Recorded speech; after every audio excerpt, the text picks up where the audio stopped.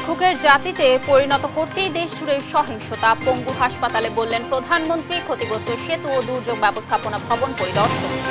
শিথিল কারফিউতে স্বাভাবিক জনজীবন। খুলল সাভার ও গাজীপুরের সব কারখানা। সেতুমন্ত্রী বললেন 1 বছরও মেট্রো 2 স্টেশন চালু হবে না। 3 সমন্বয়ককে নিরাপত্তা হেফাজতে নেওয়ার দাবি স্বরাষ্ট্রমন্ত্রীর। সমন্বয়কদের নিপীড়ন সংকট আরও ঘনীভূত করবে দাবি ফখরুলের। ত্যাগী কর্মীদের অবমূল্যায়ন ও সাংগঠনিক দুর্বলতায় সহিংসতা মোকাবিলায় ব্যর্থতার কারণ। আওয়ামী লীগকে ঢেলে সাজানোর পরামর্শ। এবং রোববার অপারেটরদের সাথে বৈঠকের পরই মোবাইল ইন্টারনেট চালুর বিষয়ে সিদ্ধান্ত জানালেন পলক। প্রবাসী ও ষড়যন্ত্রের অভিযোগ। দর্শক, সংবাদ সন্ধ্যায় দেখছিলেন একেএস টিম টিবার সংবাদ শিরোনাম। পুরো সংবাদ জুড়ে আপনাদের সাথে থাকবো আমি কানিজ লাবণী। দেশের অর্থনীতিকে পঙ্গু করে ভিক্ষুকের জাতিতে পরিণত করতেই সারা দেশে তাণ্ডব চালানো হয় বলে অভিযোগ করেছেন প্রধানমন্ত্রী শেখ হাসিনা। তিনি বলেন, সব দাবি মেনে নেয়ার পরও তাদের কমপ্লিট শাটডাউন থামেনি, যার পরিণতিতে কতগুলো প্রাণহানি সহ পঙ্গু হলো কত মানুষ। সকালে আগারগাঁওয়ের National Institute of Traumatology and Orthopaedic Rehabilitation NITOR পরিদর্শন শেষে এসব কথা বলেন প্রধানমন্ত্রী শেখ হাসিনা। শামীম আক্তারের রিপোর্ট। কোটা আন্দোলনের কমপ্লিট শাটডাউন কর্মসূচিতে সহিংসতায় আহতদের দেখতে National Institute of Traumatology and Orthopaedic Rehabilitation NITOR পরিদর্শনে যান প্রধানমন্ত্রী শেখ হাসিনা। সারা দেশ থেকে কেবল এই হাসপাতালেই চিকিৎসা নিতে আসে প্রায় 350 মানুষ। এদের মধ্যে প্রায় 200 জন চিকিৎসা নিয়ে বাড়ি ফিরেছে। এখনও চিকিৎসাধীন 76 জন। শনিবার সকালে হাসপাতালে গিয়ে আহতদের চিকিৎসা সহ পরিবারের খোঁজ নেন প্রধানমন্ত্রী। প্রধানমন্ত্রী বলেন, আহতদের চিকিৎসার সব ধরনের ব্যবস্থা করবে সরকার। যারা পঙ্গু হয়েছে তাদের উন্নত চিকিৎসা ও কৃত্রিম অঙ্গ সংযোজনের আশ্বাস দেন তিনি। যারা মারা গেছে আমি তাদের আত্মার মাগফিরাত কামনা করি। আর যারা এখন আহত তাদের সকলের চিকিৎসা সুষ্ঠুভাবে হচ্ছে। আমি আমাদের ডাক্তার, নার্স বা কর্মচারী সকলকে আমি আন্তরিক ধন্যবাদ জানাচ্ছি। আজকে চিকিৎসার জন্য যা যা লাগবে আমরা করে দিচ্ছি। আর যারা পা হারিয়েছে বা হাত হারিয়েছে আমরা কৃত্রিম পায়ের ব্যবস্থা করে দেব, যাতে তারা আবার সুস্থ মানুষের মতো চলতে পারে, নিজের কাজ করতে পারে। আন্দোলনের নামে প্রাণহানি সহ ক্ষয়ক্ষতির জন্য দায়ীদের বিচারে দেশবাসীর সহযোগিতা কামনা করেন সরকার প্রধান। কোটা সংস্কার আন্দোলন, কোটা তো আমি বাতিল করে দিয়েছি। আমি আহ্বান করেছিলাম যে একটু ধৈর্য ধরো। এই আন্দোলন আমি আজকে এই যে এতগুলি মানুষের জীবনের ক্ষতি হলো, এতগুলি পরিবার ক্ষতি হলো, এর দায়িত্ব কাদের? আমি দেশবাসীর কাছে সেই আহ্বান জানাবো যে এই ধরনের ধ্বংসযজ্ঞের জন্য এই দেশকে নিয়ে আর কেউ চালাতে না পারে। আমি সকলের সাহায্য চাই। আর আমি চাই না এভাবে মায়ের কোল খালি হোক আর এভাবে মানুষ অসহায় হয়ে পড়ুক। আইন শৃঙ্খলা রক্ষাকারী বাহিনীর ওপর হামলার নিন্দা জানিয়ে প্রধানমন্ত্রী বলেন, অর্থনীতি পঙ্গু করার ষড়যন্ত্রের অংশ হিসেবে সারা দেশে তাণ্ডব চালানো হয়। সমস্ত দাবি মেনে নেওয়ার পরেও একটা মানলে আরেকটা মানলে আরেকটা। আর এর ফল আজকে জ্বালিয়ে পুড়ে সব একদিকে সরকার, আর আজকে কত মানুষ জীবন হারালো, কতগুলি মানুষ পঙ্গু হয়ে যাচ্ছে, কতগুলি মানুষ। এবং ঠিক এই 2001 সালে এইরকম তাণ্ডব বিএনপি জামাত জোট চালিয়েছিল। সেই 2008-এর বাংলাদেশ আর 2024-এর বাংলাদেশ তো এক না। বাংলাদেশের মানুষের জীবন মান তো উন্নত হয়েছে। আমাদের অর্থনীতি আজকে কত উপরে উঠে গিয়েছিল। এবং এটা মনে হলো যে এটা আর কিছুই না, এটা আমাদের অর্থনীতিকে সম্পূর্ণ পঙ্গু করে দিয়ে বাংলাদেশকে আবার ভিক্ষুকের জাতি করে দেওয়া। এটাই বোধহয় এদের পিছনে ষড়যন্ত্র। পরে দুর্বৃত্তদের হামলায় ক্ষতিগ্রস্ত রাজধানীর সেতু ভবন ও দুর্যোগ ভবন পরিদর্শন করেন প্রধানমন্ত্রী শেখ হাসিনা। শামীমা আক্তার, দেশ টিভি, ঢাকা। কারফিউ শিথিলে রাজধানী জুড়ে স্বস্তি ফিরেছে। কারফিউয়ের 8ম দিনে অনেকটাই স্বাভাবিক যান চলাচল। সড়কে দিন দিন বাড়ছে গণপরিবহনের চাপ। সেই সঙ্গে চিরাচরিত রূপে ফিরছে ব্যস্ততম নগরী ঢাকা। শিউলি রায়ের রিপোর্ট। কারফিউ শিথিল থাকায় স্বস্তি ফিরেছে রাজধানীর জনজীবনে। সড়কে চলছে সব ধরনের যানবাহন। এতে বিভিন্ন পয়েন্টে তৈরি হয় যানজট। রাষ্ট্রীয় সম্পদ রক্ষা ও জনগণের জানমাল রক্ষায় কাজ করছে সেনাবাহিনী সহ আইন শৃঙ্খলা বাহিনীর সদস্যরা। এতে আতঙ্ক কাটিয়ে স্বস্তিতে ফেরার কথা জানান সাধারণ মানুষ। দেশের শান্তিটা ফিরে আসুক, যে দোকান পাহাড় মার্কেট স্কুল কলেজ সব চালু হয়ে সবার মাঝে যেন মানুষজন চলাচল করতে পারে। কারফিউ উদ্যোগ করাতে কিছুটা শিথিল করাতে এখন জীবনযাত্রা কিছুটা স্বাভাবিক। বাসায় থাকা লাগতো, বাসা থেকে বেরিয়ে হওয়া যেত না, কিন্তু এখনটা অনেকটা স্বাভাবিক হয়েছে আগের থেকে। এখন বাসা থেকে সবাই নামতেছে, বাসা থেকে সবাই বের হইতেছে, নর্মালি কোনো সমস্যা হইতেছে না। নিরাপত্তা পরিস্থিতি উন্নতি হওয়ায় স্বাভাবিক হয়ে উঠেছে জনজীবন। এতে প্রয়োজনীয় কাজকর্ম সারতে বের হচ্ছে মানুষজন। রাস্তাঘাটে চলে আমরা খুবই সুবিধা আছে, কিন্তু ভাড়া নিতে আমাদের নামাতো সময় লাগে না, ভাড়া বড় পাওয়া যায় মোটামুটি, কিন্তু আমাদের চলে শান্তি পাচ্ছি। স্বাভাবিক হয়েছে আলহামদুলিল্লাহ, কিন্তু কারফিউর মতো কিন্তু আমরা রাস্তাঘাট ক্লিয়ার আছে, কারণ মোটামুটি ভালো আমরা যাতায়াত করতে পারি, সুবিধার মতো হয়। আমি নবগঞ্জ থেকে এখানে আসি, তেজগাঁও কলেজে আমি পড়ালেখা করি, তো আমার এখানে আসতে ওরকম কোনো সমস্যা হয় নাই। রাস্তাঘাটে দেখলাম যে পুলিশ সিকিউরিটিটা খুব ভালো, সবাই সিকিউরিটি দিতেছে ভালোভাবে। কারফিউ প্রত্যাহার হলে দ্রুতই আগের চেহারায় ফিরবে রাজধানী, এমনটাই আশা নগরবাসীর। শিউলি রায়, দেশ টিভি, ঢাকা। চলমান কারফিউয়ে অফিসের নতুন সময়সূচি ঘোষণা করেছে সরকার। আগামীকাল থেকে মঙ্গলবার পর্যন্ত প্রতিদিন সকাল ৯টা থেকে বিকেল ৩টা পর্যন্ত চলবে অফিস কার্যক্রম। এ তথ্য জানিয়েছেন জনপ্রশাসন মন্ত্রী ফরহাদ হোসেন। তিনি জানান, ব্যাংক ও আদালত নিজেরা এ বিষয়ে সিদ্ধান্ত নেবে। এর আগে কারফিউ শিথিল করে বুধ ও বৃহস্পতিবার সকাল 11টা থেকে 3টা পর্যন্ত খোলা রাখা হয় অফিস আদালত। পুরোদমে খুলেছে সাভার ও গাজীপুরের সব তৈরি পোশাক কারখানা। সাম্প্রতিক সহিংসতায় বন্ধ থাকার পর ফিরেছে প্রাণচাঞ্চল্য। শনিবার সকাল থেকে বিভিন্ন কারখানায় কর্মীদের ব্যস্ততা দেখা যায়। চিরচেনা রূপে আবারও উৎপাদন তৎপরতা সবার মাঝে, নেই দম ফেলানোর ফুরসত। কারখানা মালিকরা বলছেন, পরিস্থিতি স্বাভাবিক থাকলে পুষিয়ে নিতে পারবেন ক্ষয়ক্ষতি। মোটামুটি প্রায় 100% শ্রমিক আমাদের কারখানায় যোগ দিয়েছেন, তারা স্বতঃস্ফূর্তভাবেই কাজ করতেছেন। এই 5 দিনের যে লস, এই লসটা রিকভারি আমরা এক্সট্রা টাইম কাজ করে আমরা লসটা রিকভারি করার চেষ্টা করতেছি। পরিবহন খাতের উন্নয়ন অবকাঠামো ক্ষতিগ্রস্ত হওয়ার কারণে সাধারণ মানুষ বিড়ম্বনায় পড়ছে বলে মন্তব্য করেছেন সড়ক পরিবহন ও সেতুমন্ত্রী ওবায়দুল কাদের। তিনি জানান, আগামী 1 বছরেও মেট্রো রেলের ক্ষতিগ্রস্ত 2টি স্টেশন চালু সম্ভব হবে না। এদিকে 14 দলের সমন্বয়ক আমির হোসেন আমু বলেছেন, বিচার বিভাগীয় তদন্ত কমিশনের মাধ্যমে নিরপেক্ষ তদন্ত ও বিচার হবে। শামীম আক্তারের রিপোর্ট। কোটা আন্দোলন ঘিরে দুর্বৃত্তদের হামলায় ক্ষতিগ্রস্ত সেতু ভবন পরিদর্শন করেন প্রধানমন্ত্রী শেখ হাসিনা শনিবার সকালে। সেখানে উপস্থিত ছিলেন সড়ক পরিবহন ও সেতুমন্ত্রী ওবায়দুল কাদের। পরে সাংবাদিকদের বিভিন্ন প্রশ্নের জবাব দেন তিনি। সেতুমন্ত্রী বলেন, বিএনপি জামাত নিজেদের ব্যর্থতা ঢাকতে আন্দোলনকারী শিক্ষার্থীদের উপর ভর করেছে। শিক্ষার্থীরা এই হামলায় জড়িত নয়। রাষ্ট্রীয় সম্পদের ক্ষতি সাধন তারা করেছে, এটা সাধারণ ছাত্রছাত্রীদের কাজ নয়। তারা কোটার মধ্যে সীমাবদ্ধ ছিল, আর তার উপরে রাজনৈতিক মতলবে বিএনপি জামাত এই আন্দোলনে উপর ভর করেছে। তাদের দীর্ঘদিনের ব্যর্থতার অবসানের জন্য সেতু ভবন সহ বিভিন্ন স্থাপনায় নাশকতাকারীদের ধরতে সিসিটিভির ফুটেজ বিশ্লেষণ করা হচ্ছে বলেও জানান তিনি। ফুটেজ দেওয়া হয়েছে আইনশৃঙ্খলা আইন প্রয়োগকারী সংস্থার কাছে। এখানে যারা হামলা করেছে তাদের যে ফুটেজগুলো এখানে ছিল, আমাদের সচিব সেগুলো আইন প্রয়োগকারী সংস্থার কাছে হস্তান্তর করেছে। এদিকে আন্দোলনে আহতদের খোঁজ খবর নিতে ঢাকা মেডিকেল কলেজ হাসপাতালে যান 14 দলের নেতারা। দোষীদের চিহ্নিত করতে বিচার বিভাগীয় তদন্ত কমিশন কাজ করছে বলে জানান জোট সমন্বয়ক আমির হোসেন আমু। মাননীয় প্রধানমন্ত্রী যেটা বলেছেন, আমরা তার সাথে একমত যে চিকিৎসা ক্ষেত্রে বা বিভিন্ন যে স্বাস্থ্যমূলক ব্যবস্থার ক্ষেত্রে কোনো দল নেই। দলমত নির্বিশেষে যার যেখানে অবস্থান সেইখান থেকে তাকে দেখা হবে এবং সেইভাবে ব্যবস্থা গ্রহণ করা হবে। চিকিৎসার ক্ষেত্রে যেমন বৈষম্য হবে না এবং আইনের ক্ষেত্রেও কোনো বৈষম্য হবে না, এইটাই আমরা আশা করি।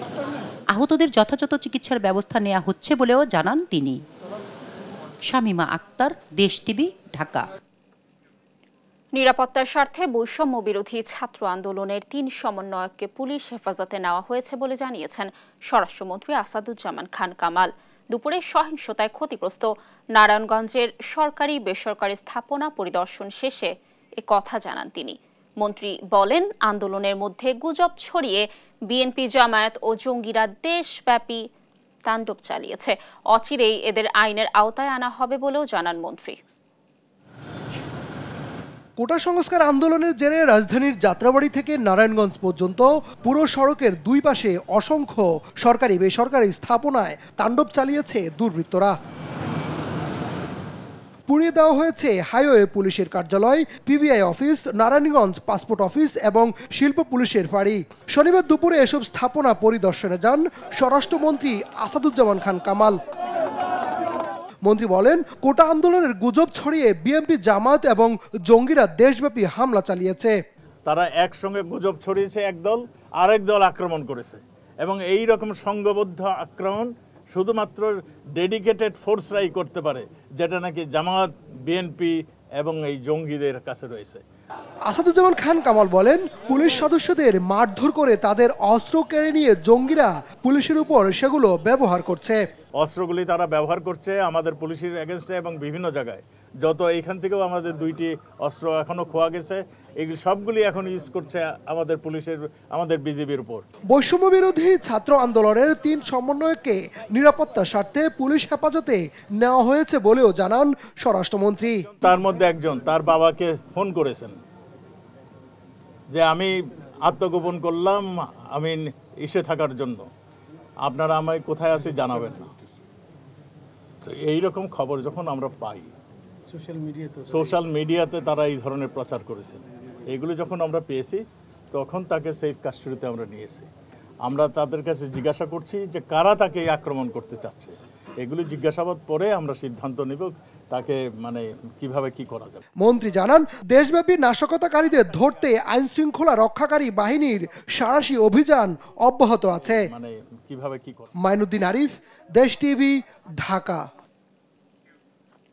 কোটা আন্দোলনের সমন্বয়কদের তুলে নেওয়া সংকটকে আরও ঘনীভূত করবে বলে আশঙ্কা করছেন বিএনপি মহাসচিব মির্জা ফখরুল ইসলাম আলমগীর। তার দাবি, মৌলিক অধিকার বঞ্চিত হওয়ায় সুযোগ পেলেই সরকারের কর্মকাণ্ডের প্রতিবাদ করছে ক্ষুব্ধ জনগণ। এদিকে ভীতি থেকেই যে কোনো ইস্যুতে সরকার বিএনপিকে টেনে আনে বলে অভিযোগ করেছেন দলটির চেয়ারপারসনের উপদেষ্টা ব্যারিস্টার মাহবুব উদ্দিন খোকন। সাইফুর রিপনের রিপোর্ট। শনিবার গণমাধ্যমে পাঠানো এক বিবৃতিতে বিএনপি মহাসচিব মির্জা ফখরুল ইসলাম আলমগীর অভিযোগ করেন, কোটা আন্দোলন ঘিরে সহিংসতার অজুহাতে বিরোধী নেতাকর্মীদের গ্রেপ্তার ও মধ্যযুগীয় কায়দায় নির্যাতন করছে সরকার। তার দাবি, দলের ভারপ্রাপ্ত চেয়ারম্যান তারেক রহমানের জনপ্রিয়তায় ঈর্ষান্বিত হয়ে সরকার মিথ্যা ও বানোয়াট কল্পকাহিনী জনগণের সামনে তুলে ধরছে। জনরোষে পড়ার ভয়ে দেশে কারফিউ দিয়ে সরকার ক্ষমতা ধরে রেখেছে দাবি করে মির্জা ফখরুল বলেন, অনাহারে অর্ধাহারে দিনাতিপাত করছে মানুষ। এ থেকে দ্রুত মুক্তির জন্য রাজনৈতিক সমাধান জরুরি। এদিকে সুপ্রিম কোর্টে নিজ কার্যালয়ে বিএনপি চেয়ারপারসনের উপদেষ্টা ব্যারিস্টার মাহবুব উদ্দিন খোকন অভিযোগ করেন, কোটা আন্দোলন ঘিরে সহিংসতায় তদন্তের আগেই বিএনপিকে জড়িয়ে বক্তব্য দিচ্ছে আইন শৃঙ্খলা বাহিনী। তদন্তে আপনি করেননি, আপনি বিএনপিকে দোষারোপ করছেন। সরকার থেকে বক্তৃতা দিচ্ছে, একইভাবে আইন শৃঙ্খলা বাহিনী থেকে বক্তৃতা দিচ্ছে, একই অবস্থা। এটা পারে না আইন শৃঙ্খলা বাহিনী, তারা তাদের তদন্তের দায়িত্ব তাদের। অভিযুক্ত আইন শৃঙ্খলা বাহিনীর বিরুদ্ধে এই যে হত্যাকাণ্ডের জন্য, তো তারা আবার নিজেরাই আবার সরকার আর তারা একসুর হয়ে গেছে। বিএনপি লোক সরকার কাছে একটা ভীষণ ভীতি, এই ভীতির পরিপ্রেক্ষিতে সরকার কিন্তু অন্যায়ভাবে মিথ্যাভাবে বিএনপিকে দোষারোপ করে, ব্যান্ড করে যে কোনো ইস্যুতে, এবং আপনার গ্রেপ্তার চেষ্টা করে দমন করার জন্য। অন্যদিকে শনিবার দুপুরে শিক্ষার্থীদের আন্দোলনে হামলার প্রতিবাদে জাতীয় প্রেস ক্লাবের সামনে বিক্ষোভ মিছিল ও সমাবেশ করে ছাত্র জনতার পাশে নারী সমাজ। সাইফুল রিপন, দেশ টিভি, ঢাকা। দুর্দিনের কর্মীদের মূল্যায়ন না করা এবং সাংগঠনিক দুর্বলতার কারণে ঢাকা সহ সারা দেশে বিএনপি জামায়াতের হামলা প্রতিরোধ করতে পারেনি আওয়ামী লীগ, এমনটাই মত দলটির কেন্দ্রীয় নেতাদের। তারা বলছেন, বসন্তের কোকিলরা কেউই মাঠে নামেনি। যারা মাঠে ছিল না তাদের বিরুদ্ধে ব্যবস্থা নেওয়ার পাশাপাশি দলকে ঢেলে সাজানোর এখনই সময় বলেও জানান নেতারা। তৌফিক মাহমুদ মুন্নার রিপোর্ট। কোটা সংস্কার আন্দোলন সামনে রেখে সারা দেশে তাণ্ডব চালায় বিএনপি জামাতের সন্ত্রাসীরা। রাজধানীর রামপুরা, মিরপুর, যাত্রাবাড়ি এবং উত্তরা পরিস্থিতি নিয়ন্ত্রণে বেগ পেতে হয় আইন শৃঙ্খলা বাহিনীকে। পুড়িয়ে দেওয়া হয় বিটিভি ভবন, metro rail station, data centre, সেতু ভবন, এক্সপ্রেসওয়ে ও ফ্লাইওভারের টোল প্লাজা সহ নানা স্থাপনা। ঢাকার বাইরেও চলে ব্যাপক হামলা ভাঙচুর। তবে এর বিরুদ্ধে কোনো প্রতিরোধ গড়ে তুলতে পারেনি ক্ষমতাসীন দল আওয়ামী লীগ। এজন্য নিজেদের দায় স্বীকার করেন স্থানীয় নেতারা। আমরা 3:30টার দিকে আমাদের নেতা কর্মীদেরকে নিয়ে যখন উঠে গিয়েছি, তখন কিন্তু তারা 4টা 4:30টায় এসে এই শূন্যতার সুযোগটা গ্রহণ করছে। এই জায়গাটায় আমাদের কিছুটা ঘাটতি ছিল বলে আমি স্বীকারও করব। আমরা যদি সারাদিন থাকতে পারতাম, হয়তোবা কি ভিন্ন রূপ হতো সেটা ভিন্ন কথা। তো এই ধরনের একটা পরিস্থিতির আসলে আমরা প্রস্তুত ছিলাম না। থাকলে হয়তো আমরা ভালোভাবে মোকাবিলা করতে পারতাম। আর তারা এটা প্রি প্ল্যান, এই যে যেদিন এখানে বিশেষভাবে যে এইটা হ্যাবকটা চাষারা মোড়ে হলো, ওইদিকে একটা গ্রুপ ছিল তাদের এই বিএনপি জামাতের এই মিশনপাড়া, একটা ছিল এদিকে প্রেস ক্লাবের সামনে, আর একটা গ্রুপ এদিকে ছিল। 3 দিক থেকে সারাশি আক্রমণ তাদের। আবার এর মধ্যে পুলিশের গাড়ি একটা পুরানো হলো। সাংগঠনিক দুর্বলতা স্বীকার করেছেন আওয়ামী লীগের কেন্দ্রীয় নেতারাও। বলেন, যাদেরকে মূল্যায়ন করা হয়নি তারাই শেষ পর্যন্ত মাঠে ছিলেন। এই মোহাম্মদপুরের বসিলায় যে নেতা কর্মীরা যুদ্ধ করেছে, এরা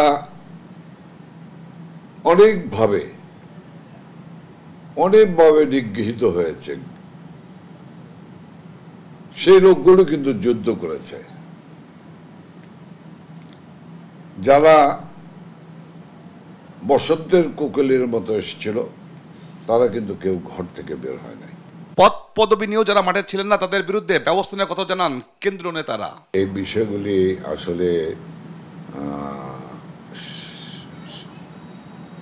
সিদ্ধান্ত অবশ্যই নেত্রী নেবেন, নেত্রী ছাড়বেন না। যারা দেশের বাইরে ছিলেন, যারা দেশে থেকে বসেছিলেন, এদের তালিকা হওয়া উচিত। সহিংসতা ঠেকাতে ব্যর্থ হওয়া ইতিমধ্যে 27টি ইউনিট কমিটি বিলুপ্ত করেছে ঢাকা মহানগর উত্তর আওয়ামী লীগ। তৌফিক মাহমুদ মুন্না, দেশ টিভি, ঢাকা। ইন্টারনেট বন্ধ থাকায় দিনে 500 কোটি টাকার ক্ষতি হচ্ছে দাবি করে আইসিটি প্রতিমন্ত্রী জানান, রোববার অপারেটরদের সাথে বৈঠক করে মোবাইল ইন্টারনেট চালুর বিষয়ে সিদ্ধান্ত নেওয়া হবে। রেমিটেন্স না পাঠালে সরকারের পতন ঘটবে, এমন ভ্রান্ত ধারণায় পা না দিতে প্রবাসীদের প্রতি আহ্বানও জানান তিনি। আরও জানাচ্ছেন মোহাম্মদ সাকিব হক। প্রধানমন্ত্রীর আইসিটি উপদেষ্টা সজীব ওয়াজেদ জয়ের 53তম জন্মদিন উপলক্ষে রাজধানীর আগারগাঁওয়ের ডাকভবনের সামনে এই বৃক্ষরোপণ কর্মসূচির উদ্বোধন করেন আইসিটি প্রতিমন্ত্রী জুনায়েদ আহমেদ পলক। জানান, সজীব ওয়াজেদ জয়ের 53তম জন্মদিন উপলক্ষে সারা দেশে 1 লাখ বৃক্ষরোপণের পরিকল্পনা নেওয়া হয়েছে। ইন্টারনেট বন্ধ থাকায় দিনে 500 কোটি টাকার ক্ষয়ক্ষতি হচ্ছে দাবি করে প্রতিমন্ত্রী জানান, রোববার সব মোবাইল অপারেটরের সাথে বৈঠক করবে মন্ত্রণালয়। বৈঠকের পর 2-1 দিনের মধ্যেই আসতে পারে মোবাইল ইন্টারনেট চালুর বিষয়ে সিদ্ধান্ত। আমরা আগামীকাল সকাল 9টায় মোবাইল নেটওয়ার্ক অপারেটরদের সাথে বৈঠক দিয়েছি। সেই বৈঠকে আলোচনা সাপেক্ষে আমরা যত দ্রুত সম্ভব আমরা চেষ্টা করছি আগামীকাল পরশুর মধ্যেই তাদের সাথে আলোচনা করে আমরা মোবাইল ব্রডব্যান্ডটাও 4G নেটওয়ার্কটাও আমরা উন্মুক্ত করে দেব। এখনও প্রবাসে চক্রান্ত চলছে উল্লেখ করে রেমিটেন্স না পাঠালে সরকার পতন হয়ে যাবে, এমন ভ্রান্ত ধারণায় পা না দিতে প্রবাসীদের প্রতি আহ্বান জানিয়েছেন জুনায়েদ আহমেদ পলক। যারা আজকে উস্কানি দিচ্ছে যে রেমিটেন্স পাঠিয়েন না, রেমিটেন্স পাঠানো 6 মাস বন্ধ রাখেন, তাহলে পারে সরকার পতন হয়ে যাবে, এটা নিশ্চয়ই পরিকল্পিতভাবে উস্কানি দিয়ে এটা করানো হচ্ছে। বিএনপি জামায়াতের দুষ্কৃতিকারীরা এখনো প্রবাসীদের উস্কানি দিচ্ছে বলেও অভিযোগ করেন প্রতিমন্ত্রী। মোহাম্মদ সাকিব হক, দেশ টিভি, ঢাকা। দর্শক দেখছেন সংবাদ সন্ধ্যা। সারা দেশে কারফিউ শিথিলতার সময় বাড়ার সাথে সাথে জনমনে ফিরেছে স্বস্তি। সহিংসতার ক্ষত কাটিয়ে স্বাভাবিক হয়ে উঠছে জীবনযাত্রা। স্বল্প পরিসরে খুলছে দোকানপাট ও অফিস, সড়কে বেড়েছে যানবাহন। দ্রুতই সব স্বাভাবিক হওয়ার আশা জনসাধারণের। সহকর্মীদের পাঠানো তথ্যচিত্রে টুম্পা ফ্রোজের ডেস্ক রিপোর্ট। ধীরে ধীরে বাড়ানো হচ্ছে কারফিউ শিথিলের সময়, সেই সাথে জনমনে বাড়ছে স্বস্তিও। গ্রাম শহর পাড়া মহল্লায় দোকানপাট চালু, ব্যাংক অফিস আদালত খোলায় ও সড়কে যান চলাচল করায় এখন অনেকটাই স্বাভাবিক হয়ে উঠেছে জনজীবন। বরিশালের জনজীবনে ফিরেছে স্বস্তি। সপ্তাহের প্রথম দিনে সকাল থেকে রূপাতলী ও নথুল্লাবাদ বাস টার্মিনাল থেকে ছেড়ে যায় দূরপাল্লা ও অভ্যন্তরীণ রুটের সব বাস। বরিশাল নদী বন্দর থেকেও চলাচল করে অভ্যন্তরীণ রুটের লঞ্চ চলাচল। সরকারি বেসরকারি অফিস আদালতও ছিল কর্মচঞ্চল। কাঁচা বাজার শপিং মলে দেখা দিয়েছে রোজকার ভিড়। ভয়ভীতি ছাড়াই আজকে বাজারে আসলাম, বাজারে দেখলাম বেশ জমজমাট। কারফিউ শিথিল থাকায় স্বাভাবিক হতে শুরু করেছে উত্তরাঞ্চলের পরিস্থিতি। স্বাভাবিক অবস্থায় ফিরছে জনজীবন, খুলেছে ব্যবসা প্রতিষ্ঠান, ঘর থেকে বেরিয়েছে মানুষ। রংপুর নগরী ও জেলায় সব ধরনের বাস, মিনিবাস, রিক্সা, অটোরিকশা সহ সব ধরনের পরিবহন চলছে। তবে কড়া নজরদারি রেখেছে আইন শৃঙ্খলা বাহিনী। সড়কে রয়েছে বিজিবির টহল। কয়েকদিন আগে যে মারামারি শুরু হয়েছে, মনে হয় ৭১ যুদ্ধ লাগে গেছে, দিনের মধ্যে আমাদের রাত হয়ে গেছে, আমরা আসতে পারতেছি না ভয়তে কখন কি হয়। এখন ইনশাল্লাহ মোটামুটি দেশ খুব ভালো হয়েছে। দোকান তো ৬টা পর্যন্ত খোলা রাখতে পারি, আর ব্যবসা বাণিজ্য খুবই হালকা আমাদের। চট্টগ্রাম মহানগরী ও জেলায় সার্বিক পরিস্থিতি আরও উন্নতি হয়েছে। প্রায় স্বাভাবিক হয়ে এসেছে জনজীবন।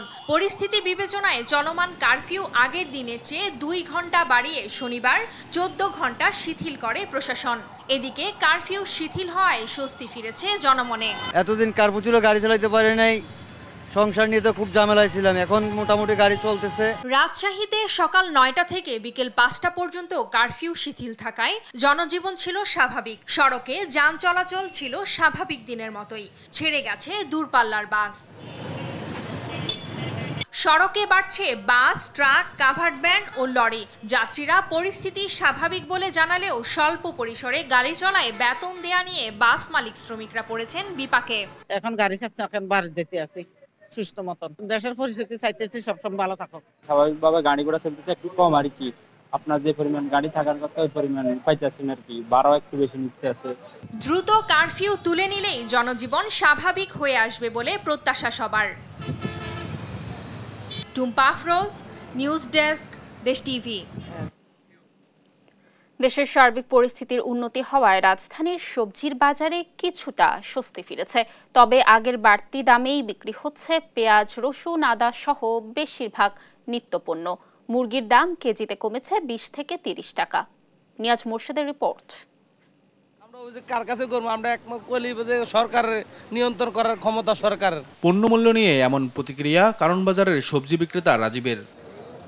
তার মতো কর্মজীবী অনেককেই নিজের মাসিক খরচ মিটিয়ে গ্রামের বাড়িতে বাবা মা, স্ত্রী, সন্তানের জন্য টাকা পাঠাতে হিমশিম খেতে হয়। বর্তমান বাজারে খুবই কষ্ট, যে এই টাকা বেতন পাই বা যে টাকা ব্যবসা, এই টাকা দিয়ে ঢাকা শহর থাকার মতো না, আবারও কষ্ট করে সংসার নিয়ে থাকতে হয়, ফ্যামিলি থাকে দেশে। আন্দোলন কারফিউয়ের কারণে বেশ কিছুদিন ধরে ছিল সবজির দাম চড়া। তবে পরিস্থিতির উন্নতি হওয়ায় স্বস্তি ফিরতে শুরু করেছে।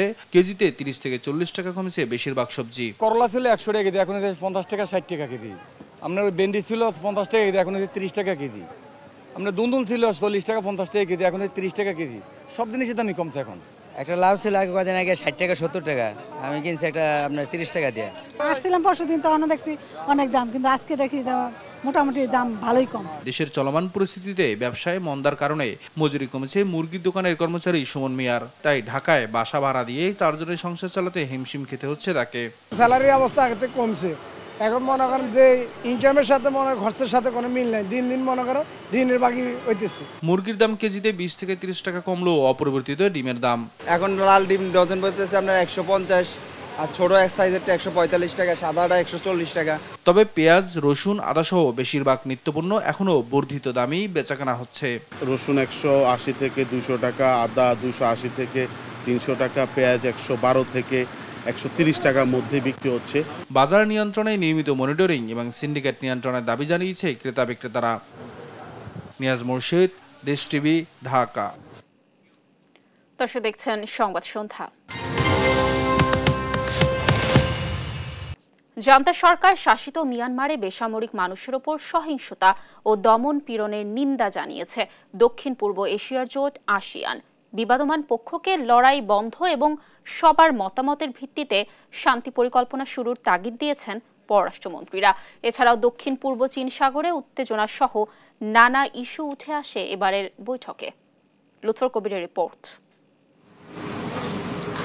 দক্ষিণ পূর্ব এশিয়ার দেশ লাওসে শুক্রবার সম্মেলনে জড়ো হন আসিয়ান জোটের পররাষ্ট্রমন্ত্রীরা। দেশগুলোর সঙ্গে সম্পর্ক জোরদার, নিরাপত্তা ইস্যুসহ অঞ্চলটিতে উত্তেজনা প্রশমনে করণীয় নিয়ে অংশ নেন যুক্তরাষ্ট্র, ভারত, চীন এবং অস্ট্রেলিয়ার পররাষ্ট্রমন্ত্রীরা।